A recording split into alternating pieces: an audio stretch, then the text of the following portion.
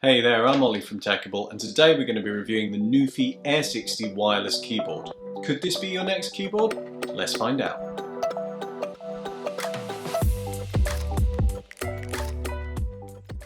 So who are NuPhy? I came across them while just looking up wireless keyboards, something I do because I'm that cool. But NuPhy is one of these new wave Chinese companies that are looking to design its own products in its own design language instead of cloning something from a more established brand. Their marketing material positions themselves pretty close to Apple products, trying to go for that funky cool design language. And they try and sell the NuPhy Air60 as a kind of MacBook replacement keyboard. I'm not sure about that use case, but I mean it's certainly something that goes pretty well with Apple products, both aesthetically and functionally. The Air60 is NuPhy's 60-key keyboard, which follows the very successful Air75, which reviewed really well and, to be honest, looked like a pretty great device in itself. I went for the 60 though because I'm not really a function key guy and 60 keys was more than enough for my use case.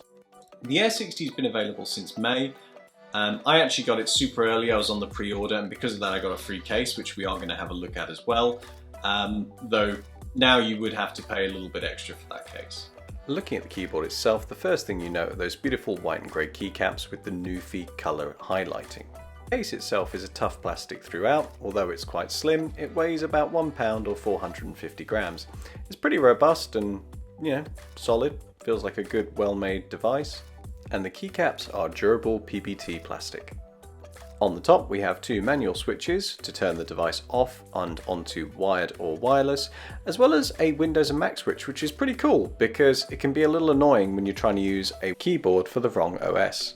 The back is pretty plain. We have a slightly see-through plastic, but you can't really see enough to know the inner workings of the PCB board, as well as the feet, and a chromed panel, which is so chromed I was kind of struggling not to get my camera in. Nice touch though. So let's take a look at the box that the NuPhy Air60 comes in, and as you can see, this kind of cool anime style is really quite interesting and a bit of a departure from a lot of Chinese brands that tend to do the absolute minimum. I quite like it, even though anime isn't really my thing. Taking a look inside the box then, it comes with a right angle USB-C to USB-A cable, which is a really good quality, and a USB-C to USB-C cable in case you didn't have enough in your landfill. It's great that it comes with both, but maybe not necessary. You will also find a keycap and switch remover because this keyboard is hot swappable, which is great, along with a few example switches including linear, tactile and clicky. I went with the brown tactile switches. The keyboard comes equipped with the Mac keys by default, but it also comes with Windows keys if you want to swap those out if Windows is your primary use case. You get these replacement feet, which is great because those are the first things that usually go, as well as these height adjusted feet, which make up for the lack of incline that the keyboard has. You get these stickers as well, which I'm not too bothered by, but great if you want them. In terms of using the device, it has Bluetooth, wireless and wired connections. The wired connection works pretty much how you would expect. It's a wire, you plug it in and it works. The other two are quite interesting though. There's a detailed spec sheet inside the box which tells you how to use the device, all the shortcuts, all the macros. It's not too complicated, but it's quite intimidating when you first open it up and it's just a page full of instructions with lots of different diagrams. Once you get past that though, it's pretty simple, just using the function and a different variety of keys to allocate to either Bluetooth or wireless. I've got to say, I've come from Lightspeed on Logitech, which is pretty flawless, and the experience is pretty good with NuPhy. Considering that they're so young in their development, I suppose you would say, I was surprised at how quickly and readily I was just able to connect these things up straight away, get using them, switch between devices. It was a pretty good experience. On top of that, this is a mechanical keyboard, so the first thing you think of is gaming, and yes, this keyboard does have RGB, but to tell you the truth, just because of the way the keyboard is put together, there's not a huge amount of space on there, and also the keys are completely opaque, so not a lot of light really comes through. You can see a little bit in the corners, and you can also see these two bars that are by the side. I mean, it's fairly muted look. It is quite cool actually, especially if you're in a dark room. I personally prefer the muted look, not quite like on the disco raving scene quite yet. Well, now let's talk about the switches. This is a mechanical keyboard, but it's a low profile mechanical keyboard. The switches themselves are trustworthy Gatoron browns, low profile of course, and they're pretty good. And if you've used Gatorons before, They're a pretty reliable switch, nothing special, but you get a nice tactile feel. Now let's do a quick sound test on those Gatoron brown switches.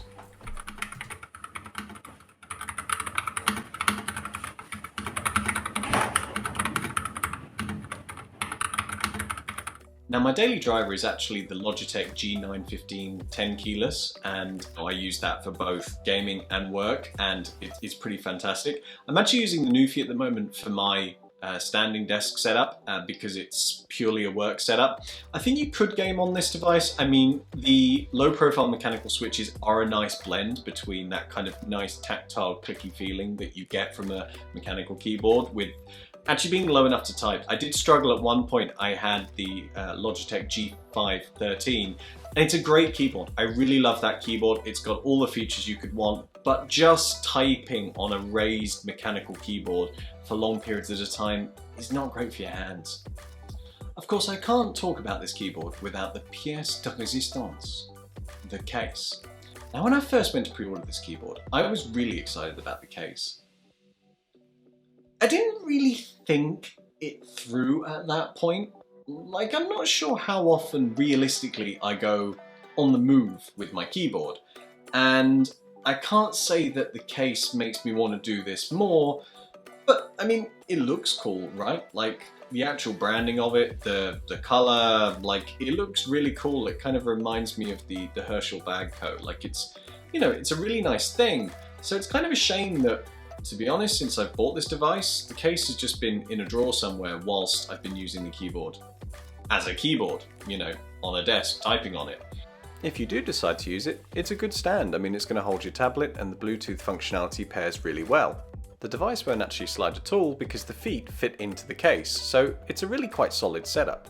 Great idea, and you know, it looks really trendy. Maybe if you're like a student on the go and you turn up to the library with your iPad and your NuPhy keyboard, could work, but I mean, it's a strong look, and it's not quite cheap enough where I would say to someone who wants a keyboard for their iPad, for example, yeah, buy this instead of a Logitech combo. Probably makes a lot more sense. I mentioned earlier that at the moment, the only way that you can program, say, the RGB or the different profiles for the keyboard is by putting in certain macros and certain key combinations. NuPhy are working on something called NuPhy Studio, which will be their kind of inbuilt software tuning that allows you to create profiles on a computer. But for the time being, it's in beta, and I'm not sure it's really ready. Maybe at some point we'll do a review what that looks like, but I wouldn't buy this right now for the software. I mean, if you're really someone who likes to make a different profile for your keyboard for like every game or every use, you're much better sticking off with a Logitech or a SteelSeries, who are going to be way further along than a new manufacturer are going to be in that process. So finally, let's talk price.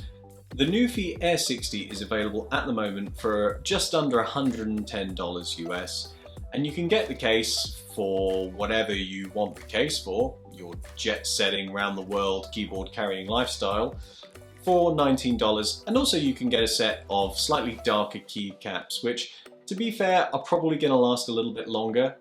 These ones are a little bit light, and I could see them probably getting a bit dirty, maybe a bit yellowed over time. So what do I think of the NuPhy Air60? Well, to be honest, it's a really cool device, especially if you've got a workflow that involves multi-devices, or maybe you've just got like a work computer and a gaming computer or a personal laptop that you need to switch between quite often.